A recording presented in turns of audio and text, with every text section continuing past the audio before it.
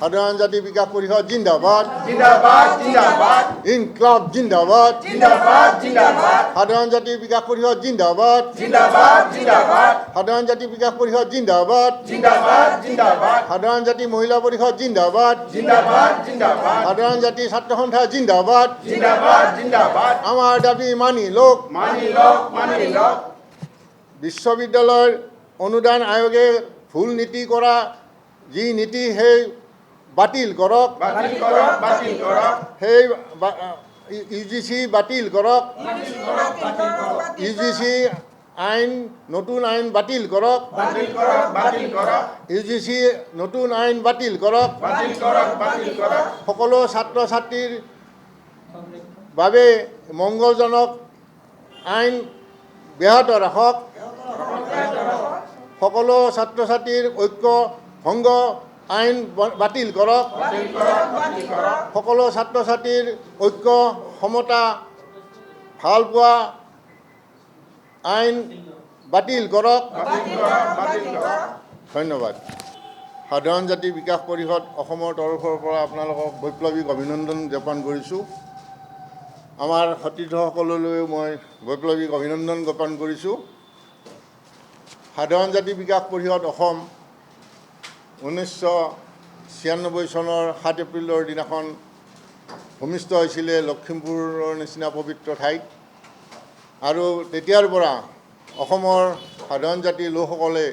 তেওঁলোকৰ এই যিবিলাক অতি দুখৰ অতি স্পষ্টকাতৰ সমস্যাবিলাক শদিয়াৰ পৰা ধুবুৰীলৈ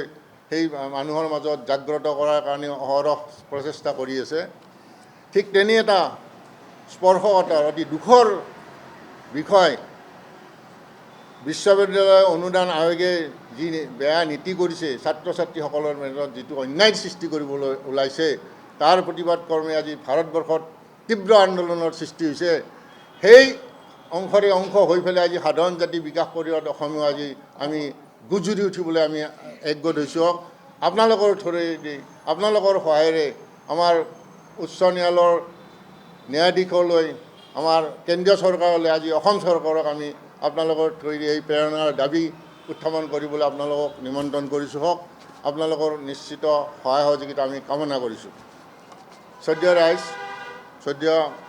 সাংবাদিক বন্ধুসকল অতি দুখৰ কথা ইউজিচিৰ যিটো তাৰ নীতি যিটো বেয়া নীতি যে ছাত্ৰ ছাত্ৰীসকলৰ মাজত যিটো প্ৰভাৱ পৰিব সমাজ স্থানবান হ'ব সমাজৰ মাজত ছাত্ৰ ছাত্ৰীসকলৰ মাজত অশান্তিৰ বাসা হ'ব কিয়নো ইমান উচ্চহীন যেতিয়া এখন আইন বলবৎ হ'ব তেতিয়া তেওঁলোকৰ বিবেক দংশন হ'ব ইতিমধ্যেই আমাৰ এই সংৰক্ষণৰ কাৰণে আমাৰ যিটো অবিচাৰ হৈছে সাধাৰণ জাতিৰ দুখীয়া লোকসকলৰ মাজত তাৰ কাৰণে যিটো আমাৰ মনোমালিন্য হৈছে আমি বহুত ধৈৰ্য ধৰিছোঁ আজি ভাৰতবৰ্ষ অতি দুখৰ কথা 70 বছৰ হ'ল এতিয়ালৈকে আমাৰ এই যিখিনি আমাৰ নিম্ন পৰ্যায়ৰ মানুহক সংৰক্ষণৰ পৰা ডেভেলপ কৰাৰ কথা আছিলে সেই 70 বছৰে কৰা নাই এইটো এটা ৰাজনৈতিক কলাত নিব গৈছে আমি গুজৰি উঠিছোঁ আমি হুমুনিয়া কাঢ়ি আছোঁ গতিকে আজি আমি ইয়াৰ দ্বাৰা আমি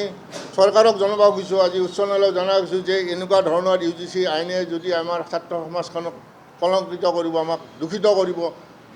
সমাজখন বেয়াৰ পাঠে যাব ছাত্ৰ ছাত্ৰীৰ ভুল বুজাবুজি হ'ব মাৰামাৰি হ'ব কাটাকাটি হ'ব গতিকে অতি শীঘ্ৰে এইটো বাতিল কৰিব লাগে এই আমাৰ আবেদন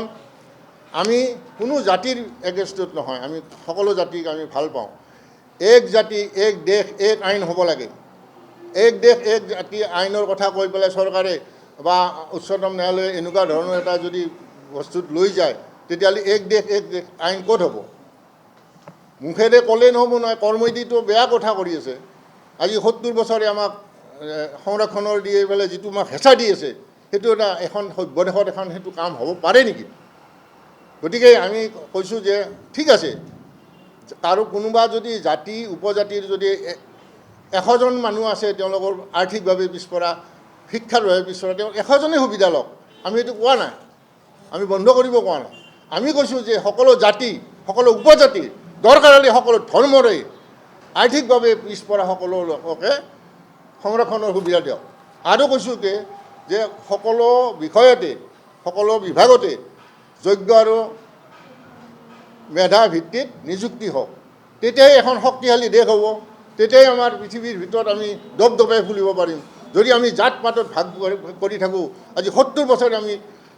আমাক নিৰবিচ্ছিন্নভাৱে আমাক ঠগাই আছে, তথাপি আমি সহ্য কৰিছোঁ। আমাৰ বহু ল'ৰা ছোৱালীয়ে আত্মহত্যা কৰিছে আৰু এতিয়া আত্মহত্যাৰ কাৰণে আৰু জাগ্ৰত হৈ উঠিছে। ভাৰতবৰ্ষ এতিয়া জাগ্ৰত হৈ গৈছে।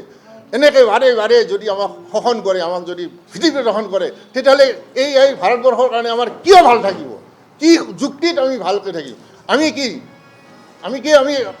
বাহিৰাগত নেকি যে আমাৰ সাধাৰণ জাতি মানুহবিলাকে আমাৰ নিজৰ ন্যায্যৰ কাৰণে এখন দেশত আমি এনেকৈ বহিষ্কাৰ হ'ব লাগে, আমি ভীতি প্ৰদৰ্শন হ'ব লাগে? এইখন কি দেশ হ'ব? এখন সভ্য সমাজৰ কাৰণে দেশ হ'লে আমি চবেই বুজিব লাগে। আমাৰ যিবিলাক মানুহে এতিয়া সংৰক্ষণৰ সুবিধা লৈ আছে, তেওঁলোকৰ পৰাও এটা প্ৰতিবাদ আহিছে বহুত মানুহৰ যে হয়, এইটো আমাক আমাৰ এইটো অন্যায় হৈছে, আমাৰ সাধাৰণ জাতিৰ ওপৰত অন্যায় হৈছে। বহুত মানুহে আমাক কৈছে, আমি তেওঁলোকৰ যদি 100টা মানুহে যদি আমাৰ শিডিউল কাষ্টৰ ST হওক, তেওঁলোকৰ প্ৰতি আমাৰ বেয়া ভাৱ নাই। আমি কৈছোঁ যে তেওঁলোকৰ দুখীয়া মানুহখিনি দৰকাৰী ডাবলকৈ দিয়া। 70 বছৰ এনেকৈ ঠগাই আছে, লৈ আছে। যদি কোনোবা চিফ মিনিষ্টাৰ আছে, কোনোবা প্ৰধানমন্ত্ৰী হৈছে, কোনোবা জাতিৰ সেনেকুৱা জাতিৰ ধৰক SC ST জাতিৰ ৰাষ্ট্ৰপতি হ'ল, তাৰপিছতো যদি তেওঁলোকে সেইটো নুবুজে, এটা একঘেমীয়া গতিত লাগি থাকে, এইখন দেশ কেনেকৈ উন্নতি হ'ব? সাধাৰণ জাতি মানুহবিলাকেতো ছুইচাইড কৰি আছে, কিমান মৰিল। আৰু এতিয়া সেইকাৰণে দবদবাই জ্বলি উঠিছে UGCত আৰু ভোটৰ ওপৰত দানৱ পৰাৰ নিচিনা এখন আইন বনাই এই আমাৰ বিশ্ববিদ্যালয় অনুদান আয়োগে যি ভুল নীতি কৰিছে, ছাত্ৰ ছাত্ৰীৰ মাজত যিটো হাহাকাৰৰ সৃষ্টি হৈছে, ছাত্ৰ ছাত্ৰীৰ মাজত মিলাপ্ৰীতি ভাঙিছে। গতিকে আমি ইয়াৰ দ্বাৰা আমি আপোনালোকৰ সহায়েৰে ৰাষ্ট্ৰপতি আৰু কেন্দ্ৰীয় চৰকাৰ আৰু অসম চৰকাৰক জনাই দিবলৈ বিচাৰিছোঁ যে এই আইন বাতিল কৰি সমাজ সুস্থ কৰক, সমাজ সমৃদ্ধি কৰক, সেয়ে আমাৰ কামনা। ধন্যবাদ। ইয়াৰ পিছত আমাৰ আইন উপদেষ্টা আছে, তেখেতে আমাৰ এই কথাখিনি অকণমান ইংৰাজীত ব্যক্ত কৰিব। আচলতে UPA চৰকাৰৰ সৃষ্টি আছিল। যেতিয়া UPA চৰকাৰ আছিলে, সেই UPA চৰকাৰৰ দিনত সাধাৰণ জাতিৰ মানুহসকলৰ প্ৰবল দাবীত যাতে উচ্চ শিক্ষাৰ যিখিনি অনুষ্ঠান, সেই অনুষ্ঠানখিনি যাতে আমাৰ ছাত্ৰ ছাত্ৰীখিনি বৈষম্য নেপায়, বৈষম্যত সোমাব নোৱাৰে, তাৰ প্ৰবল দাবীত এখন সংসদীয় কমিটি তৈয়াৰ কৰিছিলে। আৰু সেই সংসদীয় কমিটিখনৰ চেয়াৰমেন আছিলে দিগ্বিজয় সিং ডাঙৰীয়া। আৰু দিগ্বিজয় সিং ডাঙৰীয়াই যেতিয়া সাধাৰণ জাতিৰ মানুহখিনিৰ প্ৰবল দাবীত সংসদীয় কমিটিখনৰ চেয়াৰমেন হোৱাৰ পিছত তেওঁলোকে সেই সংসদীয় কমিটিখনে এখন অধিনিয়ম সৃষ্টি কৰিলে, এটা ৰিপৰ্ট দিলে। আৰু সেই ৰিপৰ্টটোত তেওঁলোকে ক'লে যে SC আৰু ST মানুহখিনিয়ে 50% ৰিজাৰ্ভেশ্যন পাব লাগে আৰু এখন ইকুৱেলিটি অফিচাৰ থাকিব লাগে প্ৰত্যেক সংগঠনত, প্ৰত্যেক শিক্ষাৰ অনুষ্ঠানত। আৰু তাত যাতে SC ST ষ্টুডেণ্টখিনি বৈষম্য নহয়, তাৰ কাৰণে তেওঁলোকে ব্যৱস্থা গ্ৰহণ কৰিবৰ কাৰণে ৰিপৰ্ট দিলে।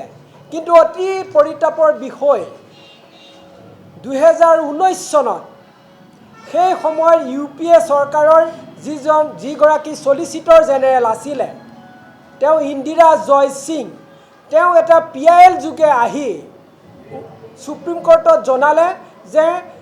দিগ্বিজয় সিঙৰ ৰিপৰ্টৰ আধাৰত এখন ইকুৱেলিটি আইন তৈয়াৰ কৰি পেলাই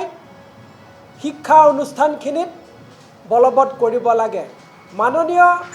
উচ্চতম ন্যায়ালয়ে 2025 চনৰ ডিচেম্বৰত তেওঁলোকে নিৰ্দেশনা দিলে যে এই আইনখন, এই সংসদীয় ৰিপৰ্টটো আপোনালোকে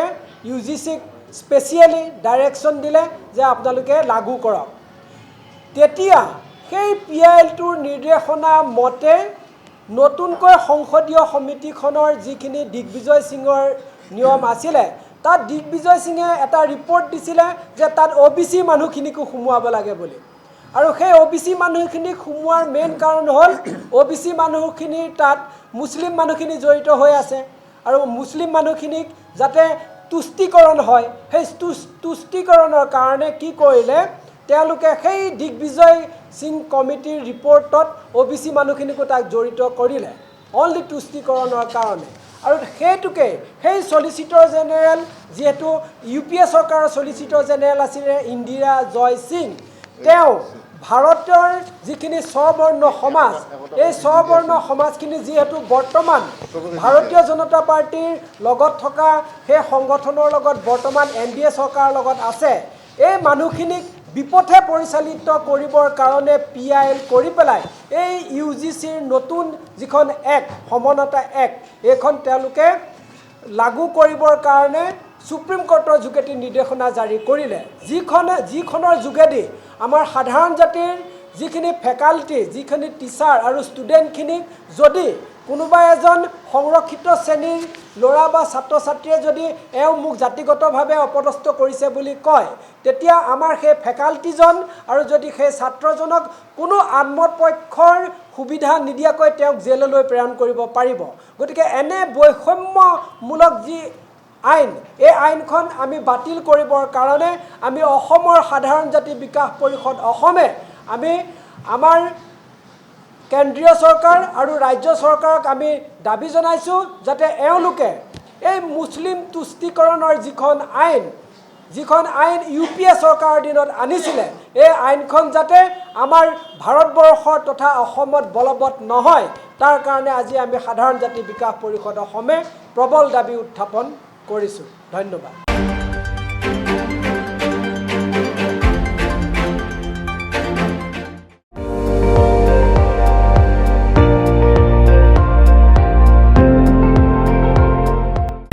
আপুনি চাই আছে ND24 সৰ্বশ্ৰেষ্ঠ নহয় সৰ্বোত্তমৰ দৌৰত